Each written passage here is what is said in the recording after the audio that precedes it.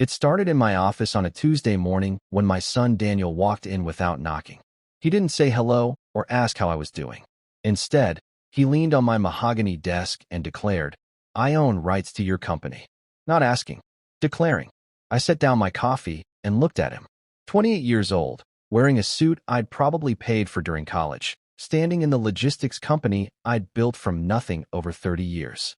He pushed a printed document across my desk with the confidence of someone who thought they held all the cards.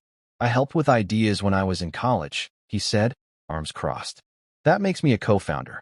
My research shows the company legally belongs to me too." I picked up the papers. Legal letterhead, fancy language, complete nonsense. But Daniel stood there like he'd just checkmated me in chess. I only asked him one thing. "Who filled your head with this garbage?" Daniel smirked, the same expression he'd worn as a kid when he thought he was being clever. "My lawyer will prove it in court, old man. Try to stop me." Just before you continue to watch, Joe would like you to subscribe to this channel and like this video. It would encourage him to keep his streak of thrilling revenge stories for you to watch. All right, back to the story. The lawyer turned out to be Tommy Martinez, a family acquaintance I'd bailed out of a DUI mess 2 years ago. Apparently, Daniel had gone digging through our family connections and convinced Tommy to draft this ridiculous claim. My son believed I wouldn't dare fight him in public court. He thought I'd be too embarrassed, too worried about family drama becoming business headlines. He figured I'd just hand over my life's work to avoid a scene. Daniel didn't understand that I'd built this company brick by brick, working 18-hour days while he was playing video games. No shortcuts, no lucky breaks, just sweat and smart decisions. I called him that evening. "Fine, Daniel. Let's see how far you're willing to go with this." The next morning, I made my first real call. To my actual attorney, not some desperate family friend looking for quick cash. My attorney listened to the whole story, then burst out laughing. "We can crush this easily," he said. "Or we can make it interesting. Your choice." Over lunch at Romano's downtown, my attorney laid out the real situation. Daniel's claim was completely laughable from a legal standpoint.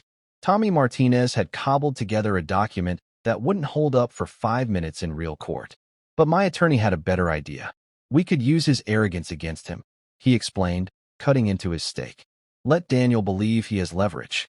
If you play along, he'll reveal his true colors in ways we can document. Make him show everyone what he's really after." I nodded slowly, already imagining how this could turn from a potential lawsuit into a life lesson my son would never forget. That evening, I called Daniel. My voice was calm, defeated sounding. "You may be right about having some claim to the company," I told him. The stunned silence stretched for nearly 10 seconds before he found his voice. "Wait, are you actually admitting it? You're giving up?" I let the admission sink in before continuing. "Yes, Daniel. I admit you might have some rights here. Why don't you come to next week's board meeting? We'll make this official." His excitement was embarrassing to listen to. He actually hooped with joy, like he'd just won the lottery instead of trying to steal his father's company. "I knew you'd see reason," he said. "You always were smart about business." What Daniel didn't know was that I'd already briefed my entire board of directors. They were ready to play their roles perfectly.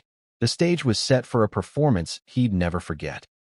After I hung up, I poured myself a whiskey and looked out at the city lights.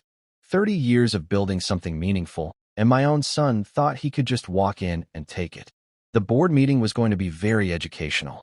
Daniel called back an hour later, unable to contain himself. "You'll regret underestimating me, old man. I've got plans for this company you never dreamed of." The boardroom was packed when Daniel strutted in Tuesday morning. I'd invited every director, plus our company lawyer and accountant. Daniel wore his most expensive suit and carried a leather briefcase like he was about to negotiate a merger.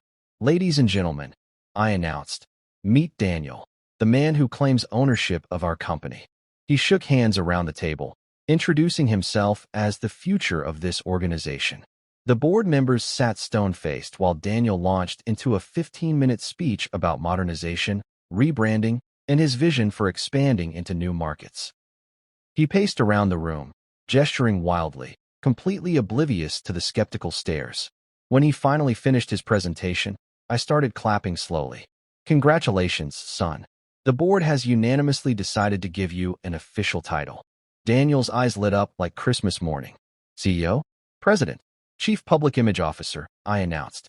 You'll be the face of our company." He didn't catch the careful wording at first. He just beamed and shook more hands. The board voted with theatrical seriousness, each member raising their hand to approve Daniel's new position. Our company lawyer slid the contract across the polished table. "Sign here for your official role," she said professionally. Daniel scrawled his signature without reading a single line. His excitement was almost painful to watch. He probably imagined himself in the CEO chair within 6 months, maybe sooner if I retired early. "This is just the beginning," he told the room. "Wait until you see what I can do with real authority." The board members exchanged subtle glances. They knew exactly what authority he was about to receive. "So when do I start running things?" Daniel asked, already eyeing my chair at the head of the table. I pulled the signed contract toward me and pointed to the fine print he'd completely ignored. "Take a look at Section 3, son. It explains your duties very clearly." The color drained from his face as he finally read what he'd signed. The contract spelled everything out in plain language. Chief Public Image Officer was purely external PR. Daniel would attend trade shows, ribbon cuttings, and industry expos as the face of the company. 0 access to financial records. 0 authority over operations. 0 decision-making power of any kind. "But you said I'd own part of it," he stammered. "You do own something," I replied calmly. "The image. The public representation. Very important role." I slid him a calendar packed with events across 3 states. County fairs, Chamber of Commerce breakfasts, small-town business forums. He'd be shaking hands and smiling for cameras practically nonstop. "This is how real leaders start," I explained. "From the ground up, meeting people, learning the business." Daniel stared at the calendar like it was a death sentence. His first event was highlighted in red marker. Crawford County Fair, booth duty, 9 hours. He didn't see the trap yet, but the board members were struggling not to smile. "When do I get promoted to real management?" he asked weakly. "Management comes after you prove yourself in the field," I said, handing him a box of company brochures and promotional materials. Every successful executive starts by connecting with customers. The board meeting wrapped up with congratulations and handshakes. Daniel left with his calendar, contract, and a company credit card for travel expenses. He still thought this was a stepping stone to bigger things. What he didn't realize was that his stepping stone was actually quicksand. I'd scheduled him for every small-town event I could find. Places where the local newspaper would definitely take photos. Places where word would spread about our enthusiastic company representative. His first real test was Saturday morning at the Crawford County Fair. I'd made sure the event coordinator knew exactly how to introduce him. The local paper had already been contacted about covering our company's participation in community outreach. Daniel drove off thinking he was beginning his rise to power. Actually, he was beginning his education in humility. Saturday morning at Crawford County Fair, Daniel showed up in a $1,000 suit expecting to network with important business contacts. Instead, the crackling speaker system introduced him as our company mascot and public face to a crowd of farmers and families. Children immediately swarmed him asking for balloons and candy. Teenagers wanted selfies with the business guy. The livestock booth coordinator handed him a squealing piglet for the newspaper photographer. "Hold it higher," the photographer shouted. "Smile bigger. This is going on the front page." Daniel stood there in his expensive suit, holding a piglet, surrounded by hay and farm smells, while flashbulbs popped. The fairgoers loved it. They thought he was some kind of promotional entertainer. By noon, he was red-faced and exhausted. His suit was wrinkled and stained. His hair was disheveled from kids grabbing at him. He drove straight to my office after the fair ended, storming through my door without knocking. I was ready for him. Tuesday's newspaper was spread across my desk, open to the front page story. Local company mascot visits county fair. Each week brought worse assignments. The Millerville pancake breakfast, where he flipped pancakes in a paper chef's hat. The downtown business parade, where he rode on a float throwing candy to children. Chamber of Commerce luncheons, where he gave the same cheerful speech about our company's commitment to community values. Daniel was everywhere except where he wanted to be. His expensive suits got replaced with polo shirts and khakis better suited for outdoor events. His confident swagger became a tired shuffle. The local papers loved him. Friendly company rep brings smiles to Main Street. Local business leader celebrates with community. Every headline made him sound like a professional cheerleader. Meanwhile, the real board meetings continued without him. Business decisions got made while he was hundreds of miles away, waving from parade floats and cutting ribbons at grand openings. His lawyer, Tommy Martinez, had no grounds to complain. Daniel had signed the agreement willingly and was being paid exactly what the contract specified. "I'm going to quit this stupid role," Daniel threatened during one of his office visits. I pulled out his contract and flipped to page 3. "Read the golden clause again, son." His face went pale as he studied the fine print he'd ignored on signing day. If he quit within the first year, he forfeited all claims, present and future, to any ownership of the company. He was completely trapped. "You played me," he said, finally understanding the game. "You played yourself," I corrected. "I offered you exactly what you asked for. A stake in the company, the public face of our organization." The board had structured everything perfectly. Daniel was technically an officer of the corporation with a real title and real responsibilities. He was just discovering that being the face of something wasn't the same as controlling it. His options were simple: complete the year-long contract and maintain his dignity, or quit and lose everything. Outside my office window, I could see Daniel's car in the parking lot. He sat there for 30 minutes before driving away. The next morning brought another event notification. The State Business Expo wanted our company mascot for their opening ceremony. Instead of hiding Daniel's humiliation, I decided to amplify it. We printed new company brochures with his smiling face on every page. His photo appeared in trade magazines as our cheerful public representative. The marketing department had a field day. They created promotional materials featuring Daniel the company ambassador at various community events. His county fair piglet photo became our most popular advertisement. "Dancing Son of Logistics" read the headline on Industry Weekly's cover story about family businesses. The article praised our innovative approach to public relations and our enthusiastic generational leadership. Daniel was forced to smile for every interview and photo shoot. The contract required him to maintain a positive public image at all times. Any complaints or negative comments would be considered breach of agreement. He called me after the magazine cover appeared. "People are laughing at me," he said. "People are noticing our company." I replied, "Isn't that what you wanted? To make an impact?" The bigger Daniel's public profile became, the smaller his actual authority remained. Thanksgiving dinner was particularly entertaining that year. My relatives had collected every newspaper clipping and magazine feature about Daniel's mascot duties. His cousins asked for autographs on their napkins. My brother whispered, "Didn't think you'd turn your son into a professional clown." Daniel sat at the kids' table by his own choice, avoiding conversation with the adults. When someone brought up the county fair piglet photo, he excused himself to the bathroom and didn't return for 20 minutes. "How's the public relations business?" my nephew asked innocently. Daniel's face turned red. "I'm learning the industry from the ground up," he mumbled. "Ground up is right," my sister laughed. "I saw you on the news doing that ribbon-cutting ceremony.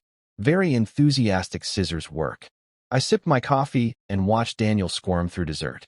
Every family gathering from now on would include discussions of his career achievements. Just before leaving, Daniel slammed his fork down and looked directly at me. "This isn't over, old man." The whole table went quiet, waiting for my response. Daniel tried staging his own press conference the following week, claiming he was the real decision-maker behind company policy. He rented a conference room at the downtown hotel and invited local reporters. Only 2 journalists showed up, and they spent most of the time asking about his mascot duties rather than his business insights. When Daniel insisted he was being underutilized in a ceremonial role, one reporter asked, "So you're complaining about your own job?" The footage appeared online that evening with the caption, "Company mascot has meltdown." Within hours, it was trending on social media with hundreds of comments mocking his desperation. "This guy thinks ribbon cutting makes him CEO," read one popular response. "Imagine complaining about getting paid to attend parties," said another. Daniel's credibility was completely destroyed. He'd transformed himself from potential threat to public joke in less than 5 minutes of amateur journalism.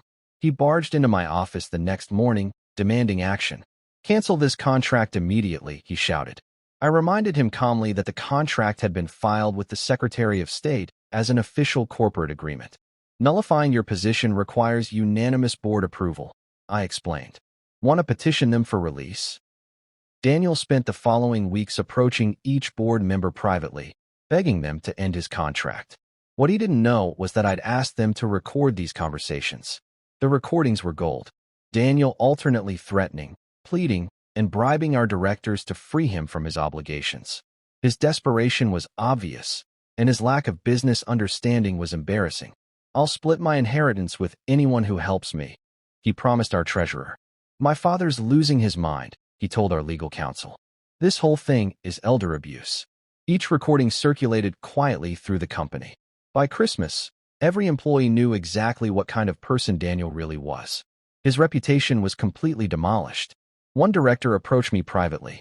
"This is getting sad," she said. "Ready to end this experiment?" I looked at Daniel's upcoming calendar. January held his biggest challenge yet, the National Logistics Expo in Las Vegas. 3,000 industry professionals would attend. "Not quite yet," I replied. I called Daniel into my office to discuss his most important assignment. "The National Logistics Expo is your biggest opportunity yet," I announced. 3,000 industry leaders will be there. His eyes lit up for the first time in months. "Finally, real networking," he said. "This is my chance to show what I can really do." "Exactly," I agreed. "You'll be representing our company to the entire industry." What Daniel didn't know was that I'd personally spoken with the event coordinator. The expo program was already printed, and his role was clearly defined throughout the entire conference schedule. "This could change everything," Daniel said, actually smiling. I handed him his plane ticket and hotel confirmation. Las Vegas, January 15th through 18th. For days to make your mark. He left my office with more enthusiasm than he'd shown since signing his contract. Poor kid had no idea what was waiting for him at the expo. The keynote program listed him prominently: Daniel Thompson, mascot-in-chief, Thompson Logistics. The Las Vegas Convention Center was packed with 3,000 logistics professionals when Daniel took the stage for his introduction. He prepared a serious speech about industry innovation and corporate leadership. The announcer's voice boomed through the arena speakers. "Please welcome Daniel Thompson, official company mascot from Thompson Logistics." The crowd erupted in laughter. Giant screens projected his county fair piglet photo alongside his professional headshot. The contrast was devastating and hilarious. Daniel froze at the podium, realizing he'd been completely set up. But cameras were rolling live, broadcasting to industry websites and social media. He couldn't walk away without destroying what was left of his reputation. He attempted to salvage the situation with his prepared remarks, but the audience kept chuckling at the word mascot displayed behind him. Then I walked onto the stage with my own microphone, approaching the podium beside my mortified son. "Ladies and gentlemen," I began, "let me tell you the real story about our family business." I told the audience everything.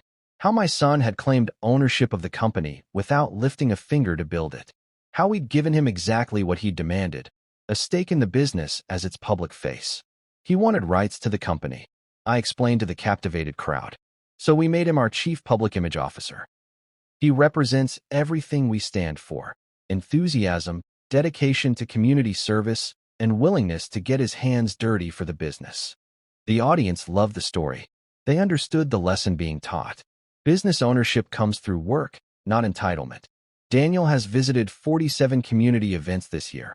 I continued. He's shaken thousands of hands, cut dozens of ribbons, and brought our company closer to customers than ever before. Daniel stood there paralyzed, trapped in the spotlight while his father explained exactly how he'd been outmaneuvered. The crowd started chanting, "Mascot! Mascot! Mascot!" The sound was deafening and humiliating and perfect. Daniel couldn't take any more. He stormed off the stage while the audience continued chanting, leaving me alone at the podium with 3,000 witnesses to his complete breakdown. "Let's give our mascot a round of applause," I announced. "He'll be back next year with even more community spirit." Within minutes, videos of Daniel's meltdown were spreading across social media. #MascotMeltdown started trending worldwide. Memes appeared faster than I could count them. Daniel called his lawyer from his hotel room, crying into the phone about wanting out of his contract. Tommy Martinez just shrugged when he reviewed the legal documents. Everything was airtight. My staff had a field day posting the chant video on our company website. Thompson Logistics, where enthusiasm meets professionalism. The marketing practically wrote itself. That evening, Daniel texted me from Las Vegas. "Meet me tomorrow. Just you and me. We need to talk." I replied, "My office, 2 p.m. Come alone." The game was almost over, but I had one final move planned. Daniel looked completely broken when he slumped into the chair across from my desk. No arrogance, no demands, no threats. Just a defeated 28-year-old who'd finally learned that actions have consequences. "Dad, please," he began quietly. "End this nightmare. I'll sign whatever you want." I slid a single-page document across my desk. Full renunciation of any present or future claims to Thompson Logistics. Complete admission that his original lawsuit threat had been baseless and wrong. Daniel read every line carefully this time, then signed without hesitation. His signature was shaky but legal. "There," he said. "It's over, right? No more mascot duties, no more public humiliation." I collected the signed document and locked it in my desk drawer. "Almost over," I corrected. "There's one last thing you need to do." His face went pale. "What now?" "You're going to finish your contract year properly. Professional exit tour." I insisted Daniel complete his remaining scheduled events with dignity and professionalism. No more complaining, no more tantrums, no more attempts to undermine his role. He would embrace being the company mascot for his final 2 months. Smile at every photo, shake every hand, cut every ribbon with enthusiasm, I instructed. End this year the way a real professional would. Daniel gritted his teeth and nodded. The defeat in his eyes was complete. He'd finally learned that respect is earned, not inherited. His farewell tour took him to 12 final events across the state. This time, he performed his duties with genuine effort. The local newspapers noticed the change and praised his renewed commitment to community service. "Thompson Logistics mascot finishes strong," read one headline. "The public never knew about our private agreement." As far as they could tell, Daniel had simply grown into his role and learned to embrace it. His last scheduled appearance was our company's 30th anniversary gala in March. The anniversary gala was packed with 300 guests, employees, clients, suppliers, and community leaders. I'd planned Daniel's final performance carefully. "Ladies and gentlemen," I announced from the stage, "please join me in recognizing someone who's brought tremendous attention and goodwill to Thompson Logistics this year." Daniel walked onto the stage wearing his best suit, smiling genuinely for the first time in months. The audience applauded warmly. They'd grown fond of his community appearances and media coverage. "Daniel has represented our company at nearly 60 events," I continued. "He's shaken thousands of hands, generated countless positive stories, and shown everyone that business success includes service to others." The applause grew louder. People were actually proud of what Daniel had accomplished, even if they didn't understand the real lesson being taught. Tonight, we're celebrating Daniel's retirement from public relations to focus on other opportunities. Daniel bowed his head as the crowd cheered goodbye to their favorite corporate mascot. With Daniel's mascot career officially ended, Thompson Logistics returned to normal operations. The board praised my handling of the entire situation. We'd turned a potential lawsuit into 12 months of free publicity and community goodwill. The company had never been stronger. Daniel's year of public service had actually improved our reputation throughout the region. Customers felt more connected to our business because they'd met our friendly representative at local events. Daniel stayed quiet for several weeks. I assumed he was embarrassed and needed time to process everything that had happened. He'd learned an expensive lesson about respect, work, and family. I thought our relationship might actually improve now that the power games were finished. Maybe he'd finally understand what building a business actually requires. Then one morning, an email appeared in my inbox that made me realize the games weren't over yet. Subject line, "Dad, about your will." I opened it and started laughing. Some people never learn. Daniel's email was 3 pages long, carefully explaining why he deserved written guarantees about inheriting the company. He argued that as my only child, control should automatically pass to him regardless of his recent mistakes. "I've learned from this experience," he wrote. "Now I'm ready to discuss succession planning seriously." I called him immediately. "Inheritance isn't a right, Daniel. It's a responsibility that has to be earned." "But I'm your son," he protested. "Who else would you leave the company to?" "Someone who's proven they can handle it," I replied. "Someone who understands that leadership comes through service, not entitlement. I'd been drafting new estate planning documents since his mascot year began. My attorney had suggested several creative approaches to ensure the company's future. What does that mean exactly? Daniel asked nervously. It means you might not like what you find in my will when the time comes. His voice rose to near panic. You can't just cut me out. This is family business. Family business, I repeated slowly. Interesting choice of words. The next morning, I called Daniel to my office one final time. He arrived looking anxious and defeated, probably expecting another public humiliation. Instead, I revealed the final twist I'd been preparing for months. I've created a trust, I announced, sliding legal documents across my desk. Thompson Logistics will eventually be yours, but only under specific conditions. His eyes lit up with hope until he read the requirements. 10 consecutive years working in our lowest company positions. Warehouse loading, dispatch coordination, delivery driving. No shortcuts, no executive privileges, no special treatment because he was the owner's son. You want the crown? I asked. Earn it the way I did. Start at the bottom and prove you understand every level of this business. Daniel sat speechless, staring at documents that would require him to spend a decade doing actual work before gaining control. 10 years, he whispered. 10 years of honest labor, I confirmed. 10 years of earning respect instead of demanding it. 10 years of learning what this company really is. He left without saying another word. I watched through my window as he sat in his car for 20 minutes, probably calculating whether a decade of real work was worth eventual ownership. I smiled, knowing the real game had just begun. If you enjoyed this story, make sure to like this video, comment, and smash the subscribe button. Also check out other videos on the channel. Joe's got more interesting stories for you.